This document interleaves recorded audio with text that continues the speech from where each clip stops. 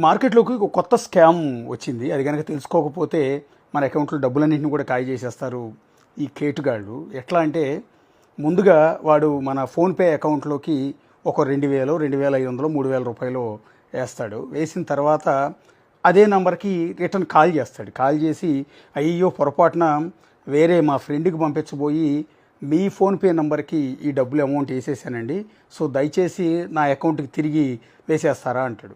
అన్నప్పుడు ఆటోమేటిక్గా అయ్యో పొరపాటున మనం కూడా అప్పుడప్పుడు మన వాళ్ళకి ట్రాన్స్ఫర్ చేయబోయే అమౌంట్ ఇంకొకళ్ళ అకౌంట్లోకి పడిపోతుంటాయి కదా, సో మిస్టేక్ ఏదో జరిగి ఉంటుందిలే అని మళ్ళీ అదే ఫోన్ నంబర్కి అదే ఫోన్పే నంబర్కి తిరిగి ఆ డబ్బులు రిటర్న్ చేస్తాం. అలా రిటర్న్ చేసిన వెంటనే, ఎందుకు అంటే వాడు మనకు కాల్ చేసిన మన రెగ్యులర్గా మనం వాడే నంబరే ఫోన్పేకు గూగుల్ పేకు అటాచ్ చేస్తాం, లింకప్ చేస్తాం. అట్లాగే ఇదే నెంబర్ని బ్యాంక్ అకౌంట్ కూడా లింకప్ చేసి ఉంటాం. ఫోన్పే మనం వాడాలి అంటే మన బ్యాంక్ అకౌంట్ని దానికి లింక్ చేసి ఉండాలి. అంటే ఈ ఫోన్ నెంబర్